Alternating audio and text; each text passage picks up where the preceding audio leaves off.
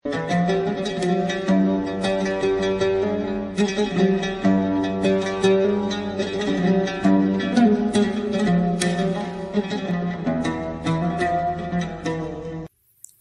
an ummil mukminin Ummi Abdillah Aisyah radhiyallahu anha qalat qala Rasulullah sallallahu alaihi wasallam ya'zu jaisun al-ka'bata fa idza kanu bi baida'a minal ardi yuksafu bi awalihim wa akhirihim. Jadi ada pasukan perang ya yang akan menyerang Ka'bah. Faida kanu bi baida'a, ketika mereka berada di tanah lapang ya, minal ardi dari tanah, yuksafu bi awalihim wa akhirim, ditenggelamkan di dalam tanah itu dengan seluruhnya, awalnya dan akhirnya. Qalat, maka Siti Aisyah matur, qultu ya Rasulullah, kula matur kanjeng Nabi, kaifa yuksafu bi awalihim wa akhirihim, bagaimana bisa ditenggelamkan semuanya? Wa fihim, padahal di dalamnya aswaqahum, orang-orang yang punya kepentingan lain dari pasukan itu tadi. Waman laisa minhum, dan orang-orang yang bukan dari golongan pasukan-pasukan itu. Qala, kanjeng Nabi jawab, yuksafu bi awali wa akhirihim summa yub'asuna ala niyatihim. Jadi mereka ditenggelamkan, ditenggelamkan di dalam tanah itu semuanya. Kemudian dibangkitkan sesuai dengan niatnya. Ini kita kaitkan dengan corona. Ya. Jadi kejadian seperti begini, ya, itu kalau memang sampai berlarut-larut, ya, bisa jadi memang banyak korbannya. Lah korban-korban ini tidak peduli dari orang yang baik, dari orang yang buruk. Begitu daerahnya terkena, kalau sampai wabah ini memang menghancurkan daerah itu, kena semuanya. Kan gitu. Lah nanti dibangkitkan itu tergantung dari iman-iman orang-orang itu tadi. Kan gitu. Jadi sing memang meninggalnya itu dengan beriman, maka dia akan dipangkat sebagai orang yang mati syahid, kan gitu. Kalau meninggalnya karena tidak beriman, maka ya sesuai niatnya itu, kan seperti itu. Makanya kan kita melihat kalau kita membaca di medsos ya, sedikit sekali orang-orang yang menyandarkan musibah ini kepada Allah Subhanahu wa taala, yang mengizinkan adanya musibah itu. Mereka hanya mengikuti pendapat ini, padahal pendapat ini semakin lama semakin tumpang tindih. Kenapa bisa terjadi seperti itu? Karena tidak ada iman yang menerangi dada ini tadi. Digambarkan oleh baginda Nabi Muhammad SAW di dalam pasukan yang mau menghancurkan Ka'bah ini, dihilangkan semuanya. Padahal di situ ada pedagangnya, ada orang yang niatnya itu tidak niat perang, ada macam-macam lah di situ. Ada bukan golongan orang-orang yang benci kepada Ka'bah, kan gitu. Tapi begitu kumpul dihabisi semua. Itu juga bisa kita aplikasikan dalam kehidupan kita. Hati-hati kita memilih teman. Jadi kalau kalian itu semua berteman dengan orang 10, ya. Terus kemudian yang satu itu ahli maksiat, ya. Yang satu ini nanti ya bisa mempengaruhi yang 9 ini. Yang 9 ini yang baik ini jadi terpengaruh semuanya. Jadi kebaikan yang 9 ini, meskipun 9 ini benar-benar baik, tapi karena kumpul dengan orang yang satu ini, kan gitu. Akhirnya yang 9 ini jadi rusak semuanya. Itu bisa terjadi seperti begitu.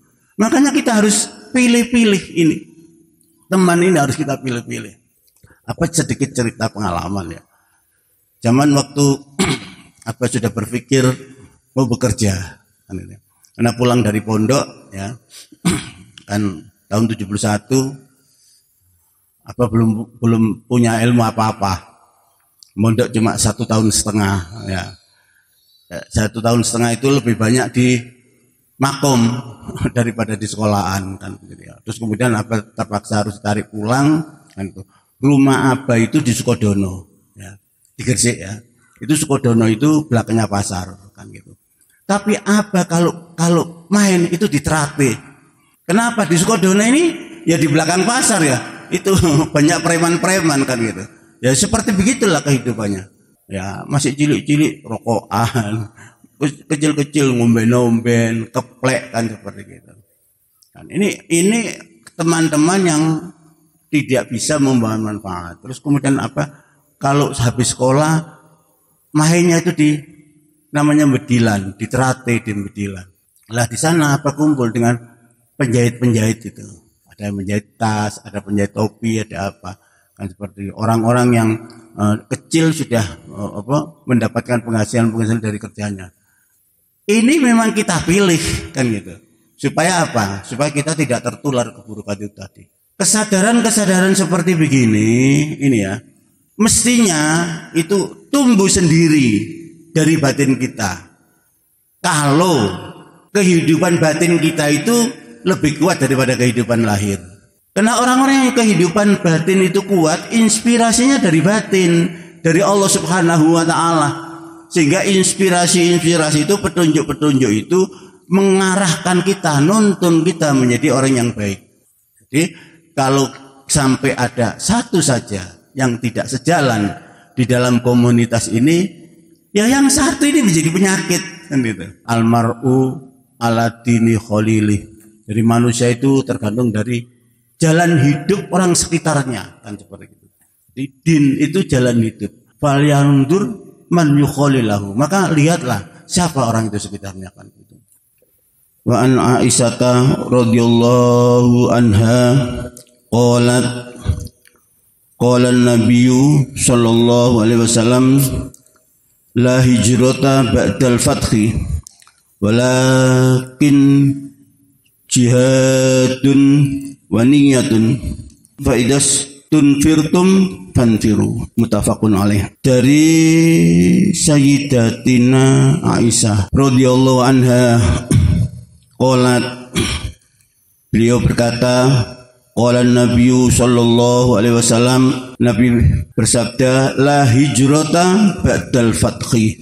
Tidak ada hijrah ba'dal fathi setelah terbukanya Mekah. Walakin jihadun wa niyatun. Tapi setelah itu yang ada itu jihad dan niat.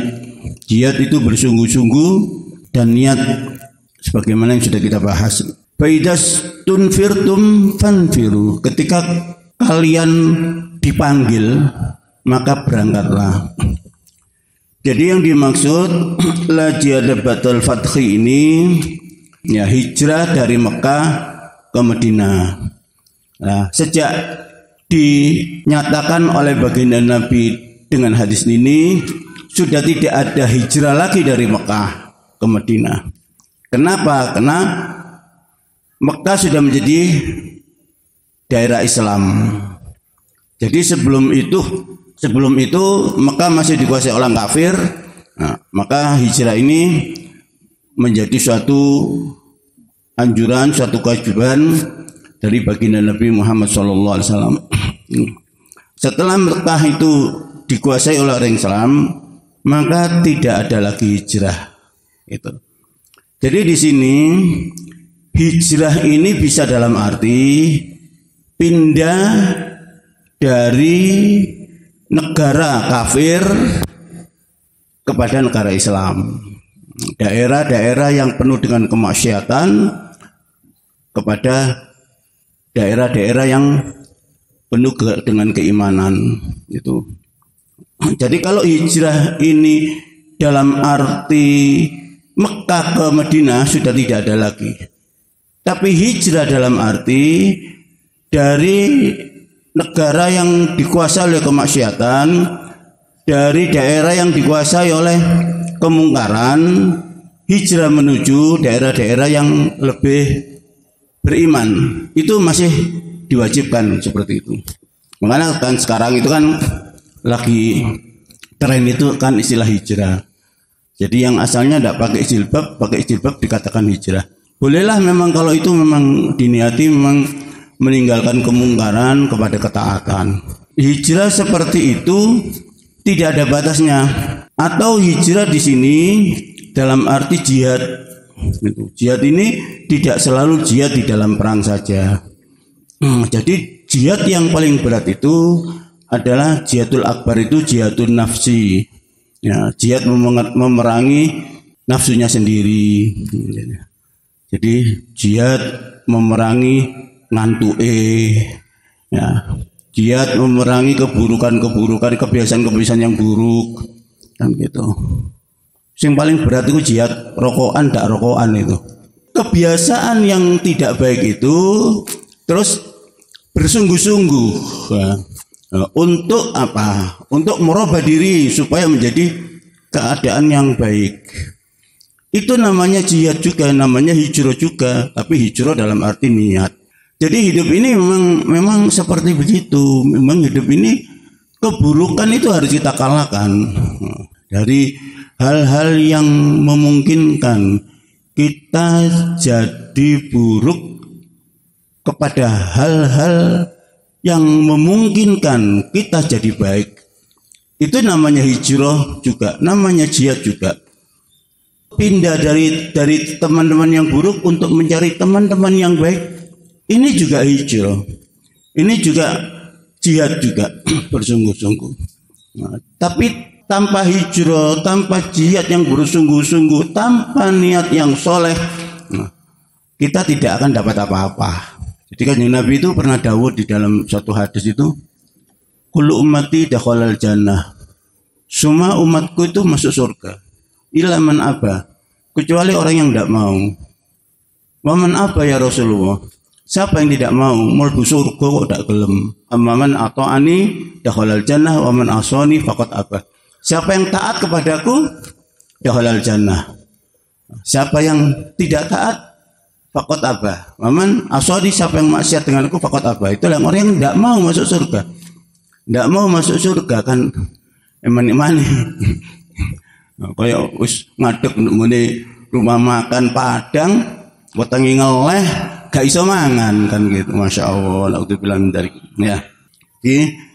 Hijrah dalam arti jihad atau dalam arti niat yang soleh untuk apa? Memerangi hal-hal yang buruk menuju hal yang baik itu tetap wajib selama-lamanya. Sampai di hadapan kematian pun kita itu akan perang terus seperti begitu. Sampai seperti itu. Kalau kita tidak latihan dari muda ini, sudah tidak mungkin kita bisa selamat. Saat kita sudah di hadapan malaikat maut itu. Di hadapan malaikat maut, ya, wis diketokno nggone ngono.